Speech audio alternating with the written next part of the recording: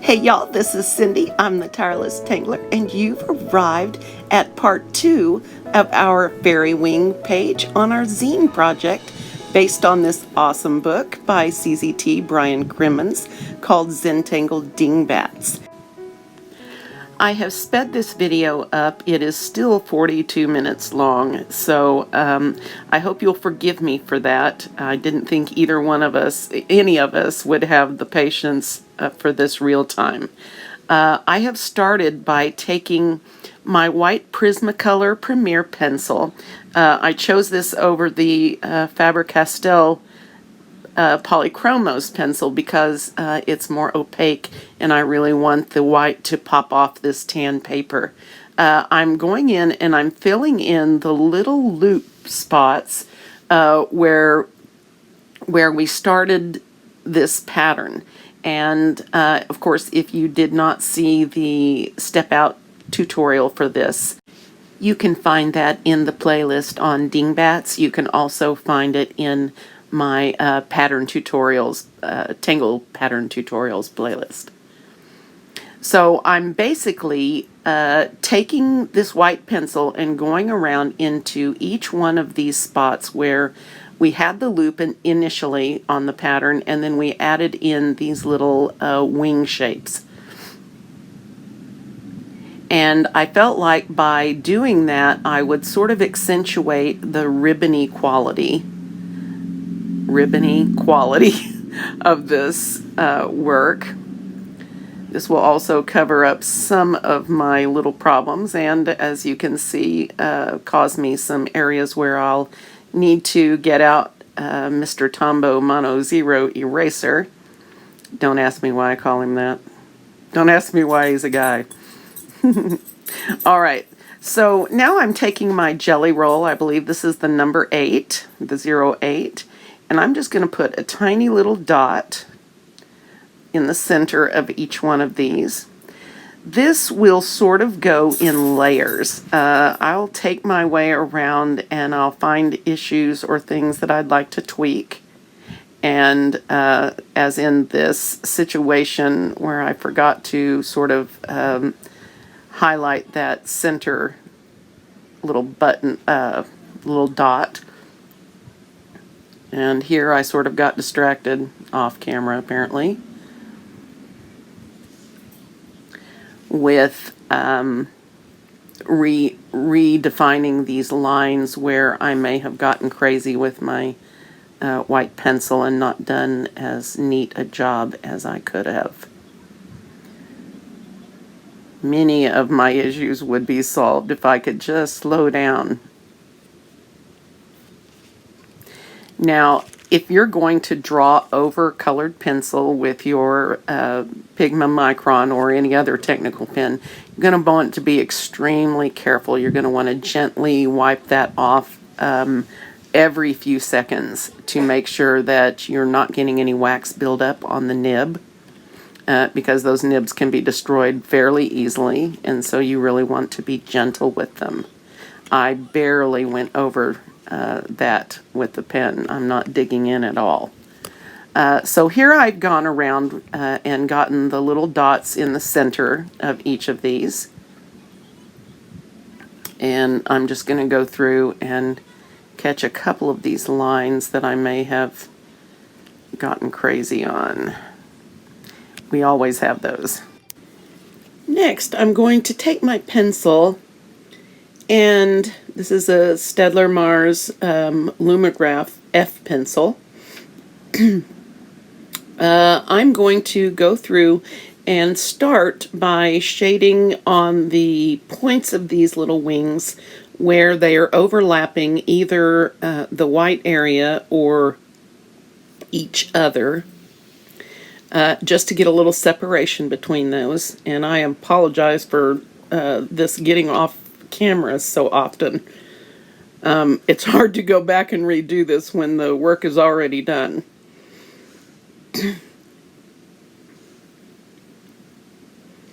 So even just a tiny bit of graphite, and it goes on great over colored pencil, You can use that overcolored pencil to really accentuate the depth on things. Although usually when I use colored pencils, I like to shade with darker color. However, there's a place for both. Now, as I go, and while I blend this out a little bit in spots with the tortillon, you'll see that it just sort of lifts up the petals or wings shapes and gives them a little difference. And there is my Tombow Mono Zero eraser, which has a teeny tiny tip and perfect for lifting out some of the pencil, both graphite and colored pencil.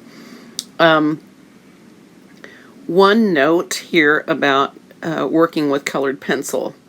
There will come a point, and a lot of you are already going to know this, there is something called burnishing when you use colored pencil and you layer them particularly, and you push hard and you get the color and the pigment down into the paper, into the surface called the tooth. When that happens, it's very difficult or impossible to put any more layers or color on. And so when I put this layer of pencil down, I purposefully had a light touch with it. I wasn't looking for a lot of just clean, perfect lines. It doesn't bother me that there are spots here that look, not perfectly colored in. I sort of like the rough look, but that's a personal preference. If you take it easy when you lay it down, then it is possible with an eraser to lift it off, at least somewhat. The harder you press, the more permanent your colored pencil will be, if that makes any sense. So just something to keep in mind. But you can see that shading with regular graphite pencil over the white Prismacolor works very well. I might have gotten a little too heavy with that on that last part, but that's okay. I suspect this is going to undergo, whoops, there's Simba. I suspect this is going to have several transformations as we go. As I say, when I have a larger project, and this is what I consider a larger project, a project that's going to take more than just basic ink work and graphite, I tend to work in layers and sections and fix as I go, and so that's my own method that I am comfortable with. And if you tend to work differently, that is great.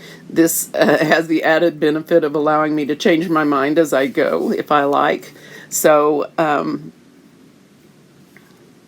just finish up a few more spots I think that I've missed.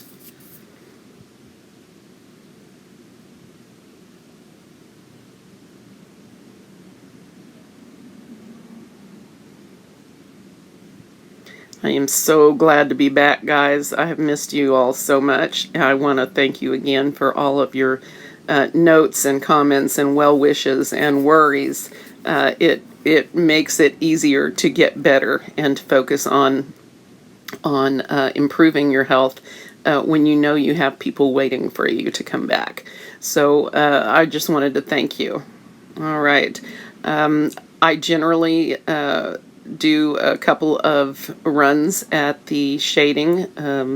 Again, I like my shading to be sort of dark and heavy, but that's, again, my personal preference. And if you like it differently, then please do it your way. This is just my way, and there's nothing wrong with that either.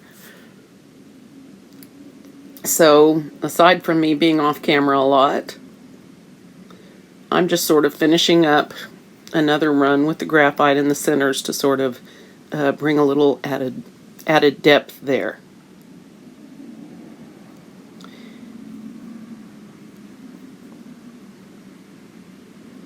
Now, I looked at this video several ways, and I have sped it to 2 times in most spots.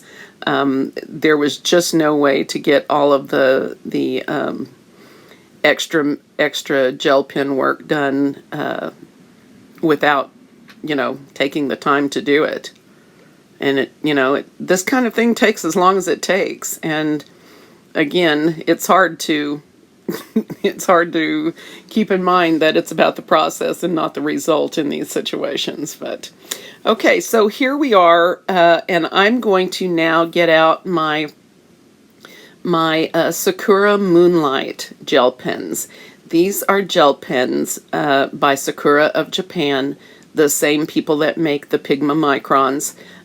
These gel pens, are made both to flow out smoothly, which they do a fairly good job, although writing with them is still a bit problematic as far as I'm concerned.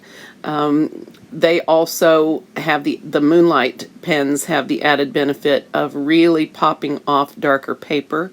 So they are perfect for working on black or dark backgrounds. And they get they have a little bit of a glow about them that really helps. And I have seen some amazing artwork done with these at a level that I have not yet attained, but maybe someday. So now I'm going to go around here with this pen and see where I might want to add a little bit of green and pink. This is sort of a purpley pink. And I'm just going to go through and alternate as I go. Just like other gel pens, these do get kind of gummed up or at the tip. And so it's important to remember to keep that clean if you don't want big messy blobs. So I'm still just moving around here, really at random, choosing spots where I think color would be a nice addition.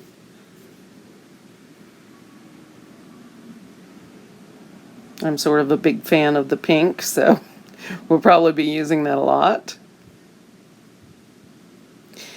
Now here, I am using this same gel pen, but I am using a colorless blender marker from Tombow, which is water-based. And you can also use a water brush or an aqua brush for this. I'm just putting a little bit of this gel color down at the base, and then I'm using the tip of this pen, of the blender, to draw the color from dark out into the tips really lightly. Even though the tip looks dark, it's really colorless. Now, I chose this instead of my aqua brush because it uses even less water, and the gel pen really doesn't take much to get it to spread. And of course, like in this situation, if you feel like you need some more color, then you can add more gel pen and spread it out just fine. It works really well. I really like this technique of spreading the gel ink. It's really nice for a lot of different purposes.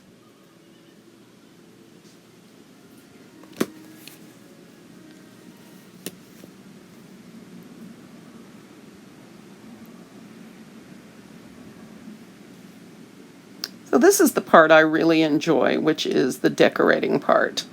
I do get impatient with it, but this is a lot of fun. This is very much do what you want time.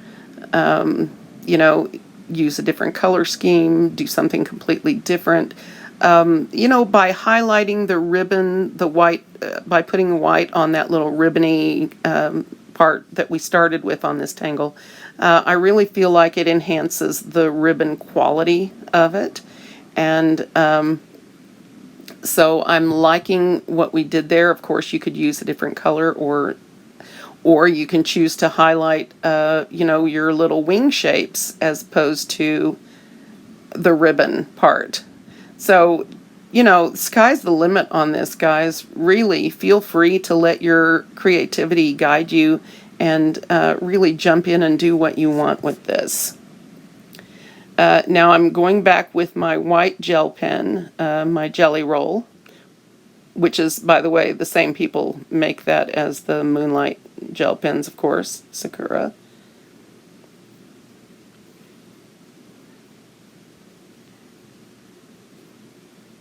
And you may have noticed that I tend to both clean my pens and start my gel pens on my hands or fingers. That's a habit I got into actually from watching someone else. And when I tried it, it was so convenient to have your hands right there to just, sort of draw on a little bit and get it going. With gel pens, that's a deal. And I guess my laziness got me into that. But I frequently walk around with ink all over my hands. And I don't care.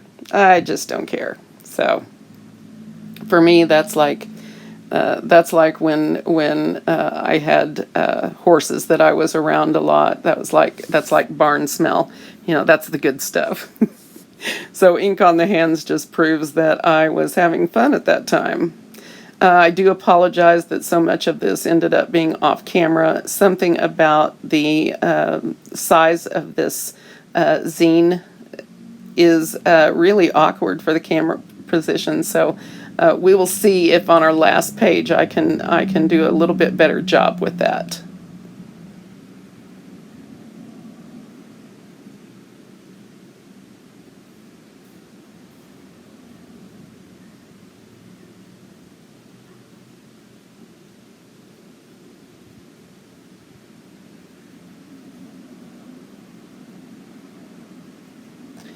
At this point, I'm just trying to see what I can do to enhance this. Of course, when you have situations like this where you've used a gel pen and the nib on the gel pen is quite large, it's the 0.8 size. And if you use Pigma microns, you know that that's a fairly large nib size.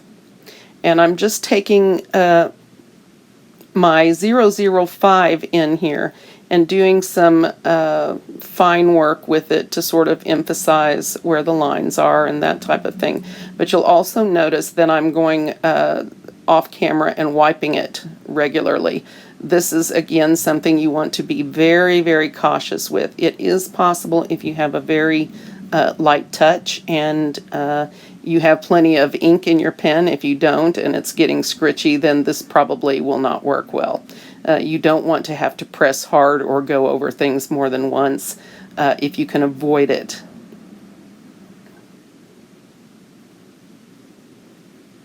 One of the last things I do with projects like this is go back through with an ink pen and sort of redefine some of the lines that I have been over with other media, be it colored pencil or gel pen or whatever. That really helps sort of finish things off. Now, in retrospect, as I'm watching this and voicing this, I can tell you that there are several things that I would change if I were able to do that. But I really was fairly pleased with the end result. Now, some of you that have done some coloring before may recognize this technique that I'm using, where I'm putting a white highlight sort of in the middle of these petal shapes and then darkening the ends. And what that does is give it a little dimension and make it look a bit 3D. And this is a very typical technique that you will see for flowers and things in coloring books, which is to put white pencil across the center of the petal and sort of darken the ends, or just the highlight. It could go either way. Now, I don't like the choice that I made here by using that much. If I had to do it over again, I think I would use a different color on that one, since it sort of blends, the highlight blends in to the white background there. Let's see what else. Ah, okay.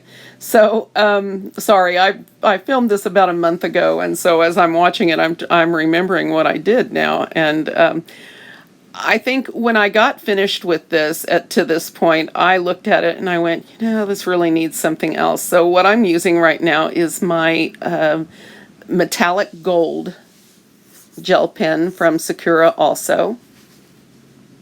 And I'll pick it up every now and then and move it in the light so that you can sort of get an idea of the dimension that adds. One reason that I don't use a lot of gold gel pen is because it really dulls my lines. Takes away that nice crisp look to the ink. Because it just, colors over it. And this is a beautiful pen, don't get me wrong. I love the metallic gold for this type of thing. Another thing that you can do with these that I may have mentioned in an earlier video is using a water brush or the colorless blender of the type that I used earlier. You can take sparkly colors and spread them over an area so that, for example, I could take the colorless blender and go over this gold here and spread it into, Simba got on the bed again, and spread it into this area so that it has a shimmer, but it doesn't obscure the lines. So, something to think about. Now, with the holidays coming up, I just couldn't resist the temptation to try this out. Like I said, it really disappears the lines. Not that that's a bad thing. And I'm out of camera again.